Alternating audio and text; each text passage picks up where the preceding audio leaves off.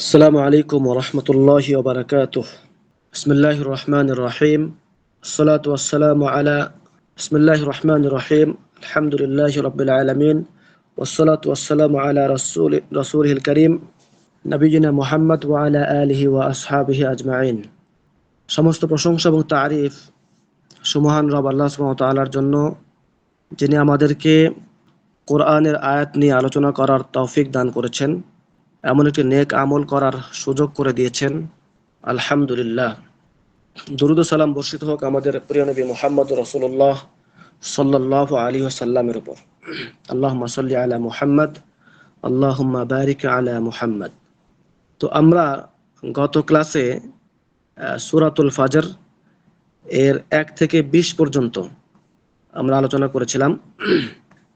তো আজকে আমরা বাকি অংশ শেষ করব ইনশাআল্লাহ।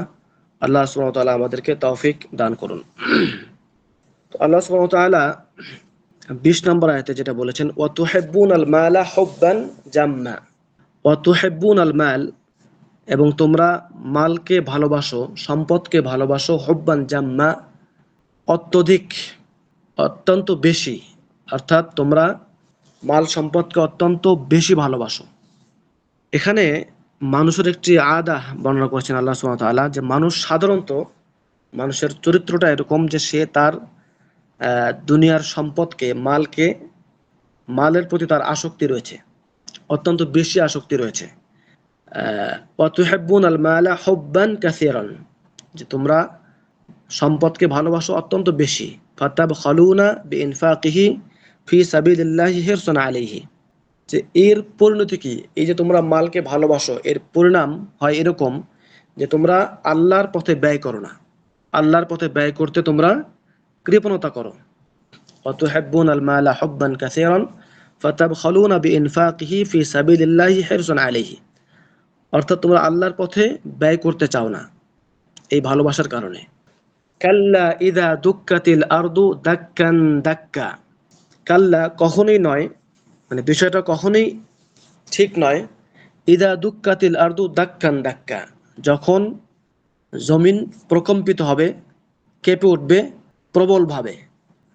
যে এই যে সম্পদের প্রতি ভালোবাসা, এটা একেবারেই উচিত না, এটা অযৌক্তিক একটা বিষয়। অর্থাৎ এই ভালোবাসা থাকা যাবে না। কারণ হচ্ছে কি, যে আসলে এগুলো স্থায়ী না, এগুলো ক্ষণস্থায়ী, ধ্বংসশীল। শুধুই সম্পদ না, দুনিয়ার উপর যা কিছু আছে সব কিছু একদিন শেষ হয়ে যাবে। সেটাই এই আয়াতে বলা হয়েছে, কাল্লা ইদা দুক্কাতিল আরদু দাক্কান দাক্কা, যে যখন আল আরদ মানে জমিন প্রকম্পিত হবে ভীষণভাবে। লা ইয়ামবাগি আই ইয়াকুনা হাযা আমালুকুম, যে তোমাদের আমল, তোমাদের কর্মটা এমন হওয়া উচিত না যে তোমরা সম্পদকে ভালোবাসবে এবং আল্লাহর পথে ব্যয় করবে না, এটা ঠিক না। ওয়াযকুরু ইদা হুররিকাতিল আরদু তাহরিকান শাদীদান ওয়া যুলজিলাত, তোমরা স্মরণ করো সেই সময়ের কথা যখন জমিন কেঁপে উঠবে প্রবলভাবে, কঠিনভাবে। অজুল জিলাত, এবং প্রকম্পিত হবে, ভূমিকম্প হবে। অর্থাৎ এই যে সম্পদের প্রতি ভালোবাসা, এখান থেকে আমাদের বাঁচার উপায় কি?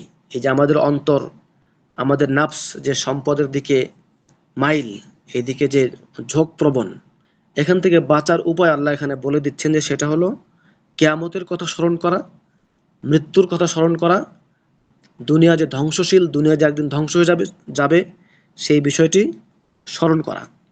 ওয়াজা রাব্বুকা ওয়াল মালাকু সফফান সফফা, এবং যখন আপনার রব আসবেন এবং ফেরেশতারা সারিবদ্ধ হয়ে আসবে।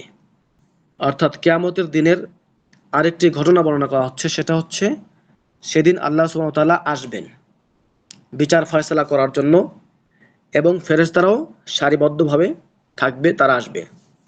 ওয়াজা রাব্বুকা আইয়ুহা রাসূল, হে রাসূল, সেদিন আপনার রব আসবে, লিল ফাসলি বাইনা ইবাদিহি, যে তার বান্দাদের মধ্যে ফয়সালা করার জন্য, তাদের মধ্যে পৃথক করার জন্য, জান্নাতি এবং জাহান্নামী, যারা শাস্তি পাওয়ার হকদার তাদেরকে শাস্তি দেওয়ার জন্য, এবং যারা পুরস্কার পাওয়ার যোগ্য তাদেরকে পুরস্কার দেওয়ার জন্য।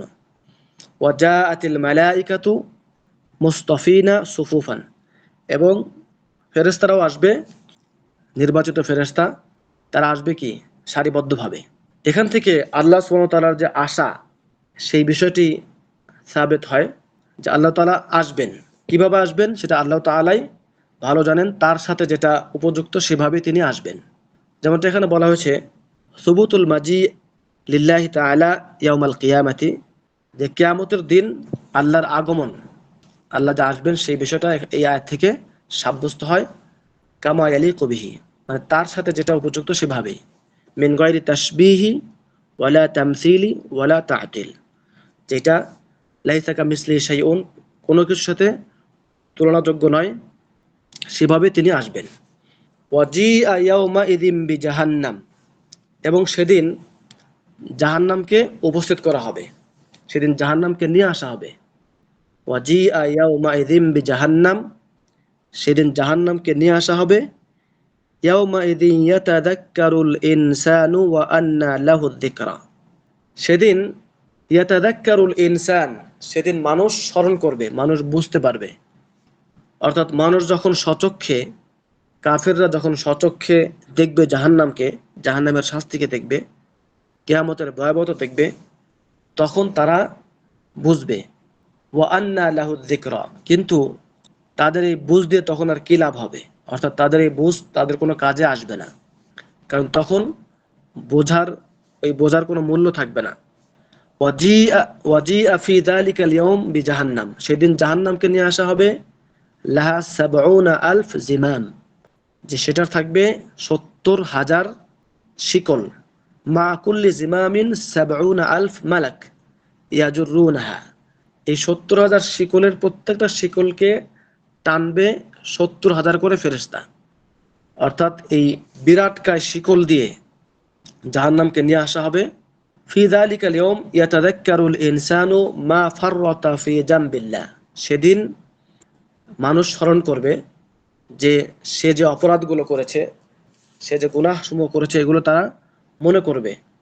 ওয়া আন্না লাহু আইয়ানফাহু আত-তাযাক্কুরা ফি যালিকাল ইয়াউম, কিন্তু সেদিন তার এই স্মরণ, তার এই অনুতাপ, তার এই আফসোস কোনোই কাজে আসবে না। লিআন্নাহু ইয়াউমু জাযাইন, কারণ সেটা হচ্ছে বিনিময় প্রদান করার দিন, যাজা দেওয়ার দিন। লা ইয়াউমু আমালিন, সেটা আমল করার দিন না, অর্থাৎ সেটা কোনো আমল করার দিন না, সেটা হচ্ছে ফলাফল দেওয়ার সময়। তো এই জন্য দুনিয়া হচ্ছে আমল করার জায়গা, মৃত্যুর পরে আর আমল করার সুযোগ নেই। এজন্য বেঁচে থাকতেই আমাদেরকে পরকালের পাথর সংগ্রহ করতে হবে।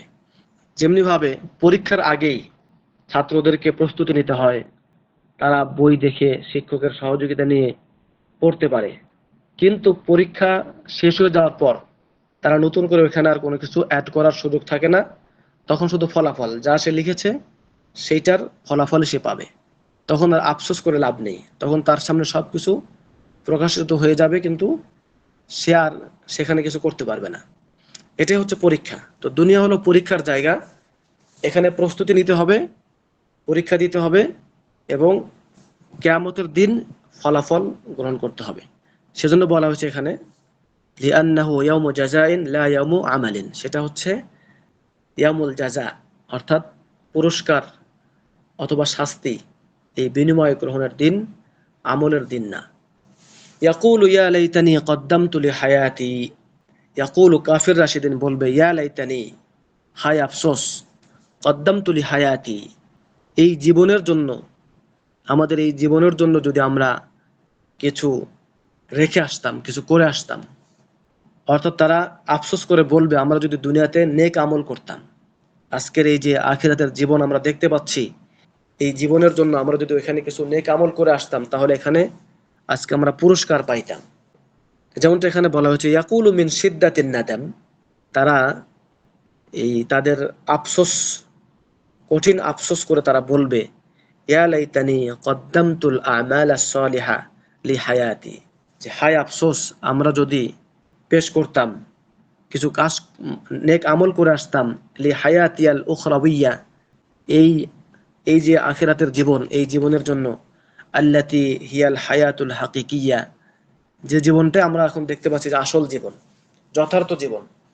অর্থাৎ তারা আখিরাতের জীবন দেখার পর এটাই বুঝতে পারবে যে এটাই হলো কি যথার্থ জীবন, এটাই হলো আসল জীবন। দুনিয়াতে যে জীবন পার করে এসেছি সেটা কোনো জীবনই ছিল না, সেটা একদম খুব সামান্য একটা সময় ছিল। কিন্তু ওই সময় যদি আজকে আমরা ভালো কিছু কাজ, ভালো কিছু আমল করে আসতাম, আমরা যদি আল্লাহ সুবহানাহু ওয়া তাআলাকে বিশ্বাস করতাম, তার নবীকে বিশ্বাস করতাম, তার দ্বীনকে মেনে নিতাম, তাহলে আজকে আমরা কিছু পুরস্কার পাইতাম। এই আফসোস তারা করবে, কিন্তু এই আফসোস তাদের কোনো কাজে আসবে না, বরং এই আফসোস তাদের কষ্টকে আরো বাড়িয়ে দিবে। ফায়াউমা ইদিল্লা ইউআযযিবু আযাবাহু আহাদ, অতঃপর সেদিন লা ইউআযযিবু আযাবাহু আহাদ, যে তিনি যে শাস্তি দিবেন, সেদিন আল্লাহ সুবহানাহু ওয়া তাআলা যে শাস্তি দিবেন সেই শাস্তি আর কেউ দিতে পারে না। অর্থাৎ সেই শাস্তির সাথে তুলনীয় আর কোনো শাস্তি হতে পারে না। আল্লাহর আযাবের সাথে আর কোনো আযাব তুলনা হতে পারে না। ফায়াউমা ইযিল্লা ইউআযযিবু আযাবাহু আহাদ, তার মানে ফি যালিকাল ইয়াউম লা ইউআযযিবু আহাদুন মিছলা আযাবিল্লাহি, সেদিন আল্লাহর আযাবের মতো করে এরকম আযাব আর কেউ দিতে পারবে না। লিআন্না আযাবাল্লাহি আশাদ ওয়া আবকা, কারণ আল্লাহর আযাব হলো অধিক কঠিন এবং স্থায়ী। ইন্না আযাবা রাব্বিকা লাশাদীদ, যেমন আল্লাহ সুবহানাহু ওয়া তাআলা সূরা বুরুজে বলেছেন, নিশ্চয়ই আপনার রবের শাস্তি অত্যন্ত কঠিন। অর্থাৎ আল্লাহর আযাবের সাথে কোনো আযাবই তুলনীয় হবে না। ওয়ালা ইউসিকু ওয়াসাকাহু আহাদ, ওয়ালা ইউসিকু ফিস সালাসিল আহাদুন মিছলা উইসাকিহি লিল কাফিরিনা ফিহা। অর্থাৎ সেদিন আল্লাহ সুবহানাহু ওয়া তাআলা যেভাবে কাফিরদেরকে বাঁধবেন, তাদেরকে যেভাবে শিকলবদ্ধ করবেন, শিকলবদ্ধ করে যেভাবে শাস্তি দিবেন, সেই শাস্তি আর কোনো শাস্তির সাথে তুলনীয় হতে পারে না। ওয়ালা ইউসিকু ওয়াসাকাহু আহাদ। আল্লাহ সুবহানাহু ওয়া তাআলা আমাদেরকে এই কঠিন শাস্তি থেকে হেফাজত করুন, আল্লাহুম্মা আমিন। অর্থাৎ আল্লাহ সুবহানাহু ওয়া তাআলা আমাদেরকে জানাচ্ছেন যে তার শাস্তি অত্যন্ত কঠিন। দুনিয়াতে আমরা যত কষ্ট, যত শাস্তি আমরা দেখি বা জানি বা বুঝি, এইগুলো আল্লাহর শাস্তির সাথে কোনোভাবেই তুলনীয় নয়। অর্থাৎ আল্লাহর শাস্তি এর চাইতে অনেক অনেক অনেক গুণ বেশি প্রবল এবং বেশি স্থায়ী। আল্লাহ সুবহানাহু ওয়া তাআলা যে শাস্তি দিতে সক্ষম, তা তার কোনো মাখলুক দিতে সক্ষম না, তার কোনো মাখলুকই ওই রকম শাস্তি দিতে সক্ষম না। যেমন দুনিয়ার জীবনে আমরা দেখি যে কোনো মানুষ যত বড় অপরাধী হোক না কেন, সর্বোচ্চ তার শাস্তি হলো কি মৃত্যুদণ্ড, তাকে নিয়ে মেরে ফেলা হবে, হয়তো বা কিছু কষ্ট দিয়ে মেরে ফেলা হবে।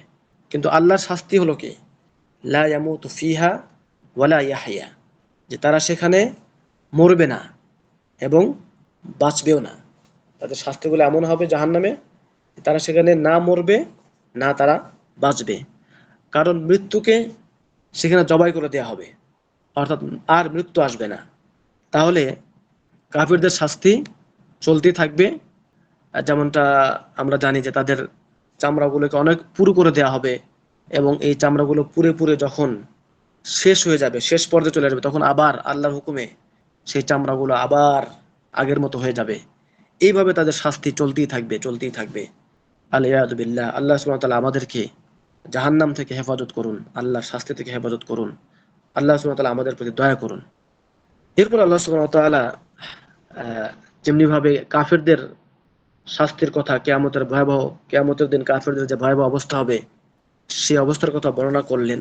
এরপর আল্লাহ সুবহানাহু ওয়া তাআলা আমাদেরকে তার মুমিন বান্দাদের বিষয়ে জানাচ্ছেন, যে মুমিন বান্দাদেরকে কিয়ামতের দিন এবং মুমিন বান্দাদের মৃত্যুর সময়ে তাদেরকে কিভাবে ডাকা হবে, কিভাবে সম্বোধন করা হবে, সেটা আল্লাহ সুবহানাহু ওয়া তাআলা এই আয়াতে বলেছেন, ইয়া আইয়াতুহান নাফসুল মুতমাইন্নাহ, যে মুমিনরা তাদের মৃত্যুর সময়ে এবং কিয়ামতের দিনেও তাদেরকে ডাকা হবে এভাবে, যে হে ইয়া আইয়াতুহান নাফসুল মুতমাইন্নাহ, হে মুতমাইন আত্মা, অর্থাৎ পরিতৃপ্ত প্রশান্ত চিত্ত আত্মা, হে প্রশান্ত চিত্ত আত্মা, ইরজিই ইলা রাব্বিকি রাদিয়াতাম মারদিয়া, যে তোমরা তোমাদের রবের দিকে ফিরে আসো, তোমরা তোমাদের রবের দিকে ফিরে আসো সন্তুষ্ট চিত্ত হয়ে, এবং তোমাদের রবও তোমাদের প্রতি সন্তুষ্ট। যে ওয়া আম্মা নাফসুল মুমিন, যে মুমিনদের আত্মার ক্ষেত্রে তাদেরকে বলা হবে তাদেরকে বলা হবে ফায়ুকালু লাহা ইনদাল মাউতি, মৃত্যুর সময়, ওয়া ইয়াউমাল কিয়ামাতি, এবং কিয়ামতের সময়ও তাদেরকে বলা হবে ইয়া আইয়াতুহান নাফসুল মুতমাইন্নাহ, মুতমাইন্নাহ ইলাল ঈমান ওয়া আমালিস সালেহ। তারা যে প্রশান্ত চিত্ত তাদের ঈমান নিয়ে, তাদের নেক আমল নিয়ে, অর্থাৎ আল্লাহর প্রতি, আল্লাহকে পেয়ে, রাসূলকে পেয়ে এবং আল্লাহর দ্বীনকে পেয়ে এর প্রতি বিশ্বাস স্থাপন করে এবং নেক আমল করে তারা প্রশান্ত চিত্ত হয়ে গেছে, তাদের অন্তরগুলো প্রশান্ত চিত্ত রয়েছে।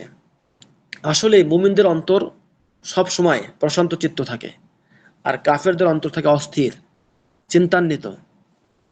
দুনিয়াতেই, এটা আখিরাতে না, দুনিয়াতেই, দুনিয়াতেই কাফেররা কখনোই প্রশান্ত চিত্ত হয়ে থাকে না। কারণ তাদের সুখগুলো সবই সাময়িক। এই তারা দেখা যাচ্ছে সাময়িক কিছুক্ষণের জন্য তারা কি হাসি তামাশা করে, কিন্তু পরক্ষণেই তারা আবার অস্থির, তাদের হৃদয়গুলো অস্থির হয়ে যায়। কিন্তু মুমিনগণ সবসময় তারা কি প্রশান্ত চিত্ত থাকে। তারা যখন বিপদে মুসিবতে থাকে তখনও প্রশান্ত চিত্ত থাকে, সবরের উপর থাকে, আল্লাহর কাছে পুরস্কার আশা করে। এবং যখন তারা সুখে থাকে, ভালো থাকে, তখনও তারা কি আল্লাহর শুকরিয়া করে। এইভাবে তাদের অন্তরগুলো সবসময় কি প্রশান্ত চিত্ত থাকে। ইরজিই ইলা রাব্বিকি রাদিয়াতাম মারদিয়া, ইরজিই ইলা রাব্বিকি রাদিয়াতান আনহু বিমা তানালিনা মিনাস সাওয়াবিল জাজিল। যে তোমাদের রবের দিকে তোমরা আসো, তোমরা যে পুরস্কার প্রতিদান পেয়েছো সেগুলো পেয়ে সন্তুষ্ট চিত্ত হয়ে, এবং তোমাদের রবও তোমাদের প্রতি সন্তুষ্ট, যেহেতু তোমরা নেক আমল করেছো এই কারণে।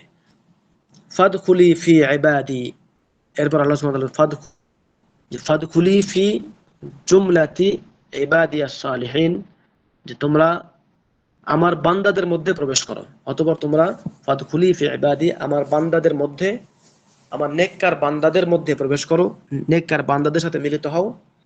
ওয়াদখুলি জান্নাতি, এবং ওয়াদখুলি মাহুম জান্নাতি আল্লাতি আ'আদতুহা লাহুম, আ'আদাতুহা লাহুম, যে এবং তাদের সাথে তোমরা প্রবেশ করো আল্লাতি আ'আদাতুহা লাহুম, যে জান্নাতে প্রবেশ করো, যে জান্নাতটাকে আমরা তাদের জন্য প্রস্তুত করে রেখেছিলাম, প্রস্তুত করে রেখেছি।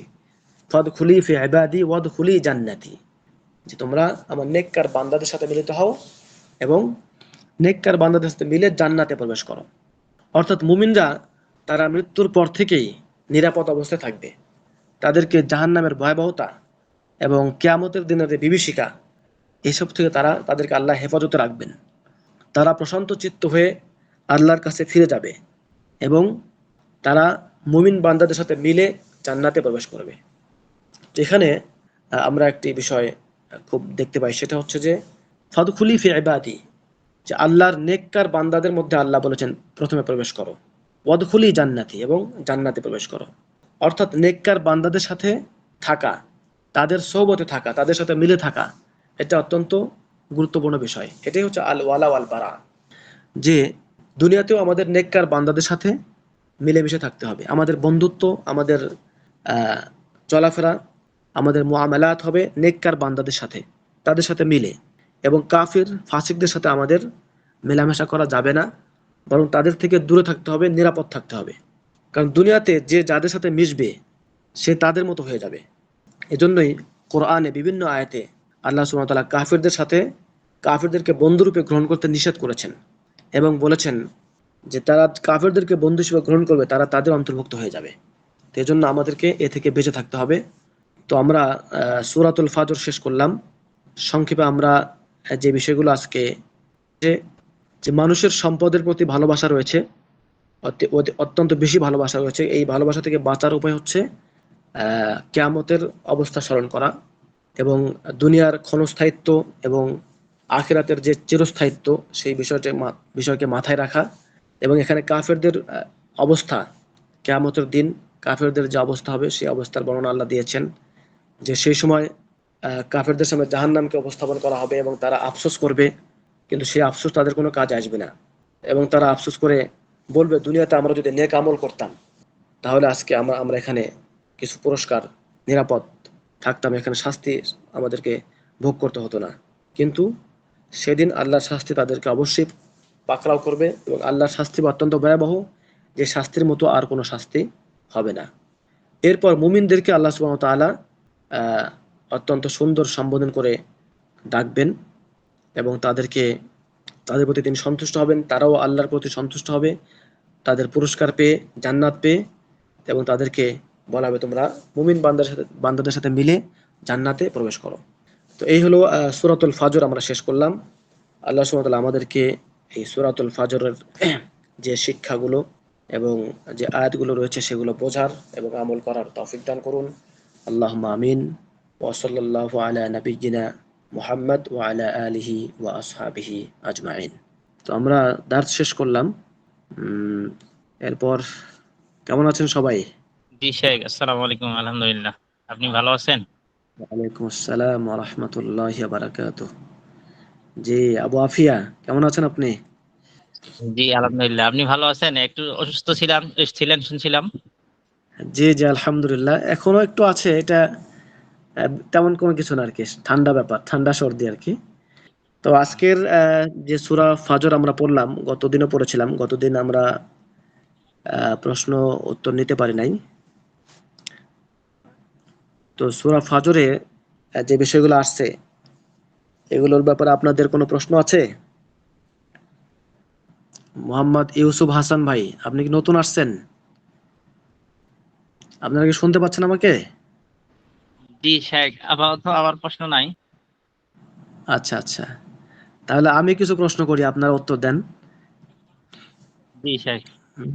ওয়াল ফাজরি ওয়ালায়ালিন আশরি, ওয়ালায়ালিন আশরি এর অর্থ কি? আবু আফিয়া ভাই, ওয়ালায়ালিন আশরি। জি শেখ, আরেকবার একটু শেখ বলেন। ওয়ালায়ালিন আশরি, ওয়ালায়ালিন আশরি, তাই না? ওয়াল জি, ফাজরি ওয়ালায়ালিন আশরি, ওয়ালায়ালিন আশরি এর অর্থ কি? মানে সরল অর্থটা কি? 10 রাত্রি শপথ আর কি। হ্যাঁ, শপথ 10 রাত্রির, তাই না? লায়াল মানে কি রাত্রি সমূহ, জি আশর মানে 10, আশরা মানে 10, তাই না? জি জি। আরবি 1 2 3 কি বলতে পারবেন? আরবি 1 2 3। হ্যাঁ, মানে আরবিতে ওয়াহেদ, ইসনান, সালাসা, আরবা, খামসা,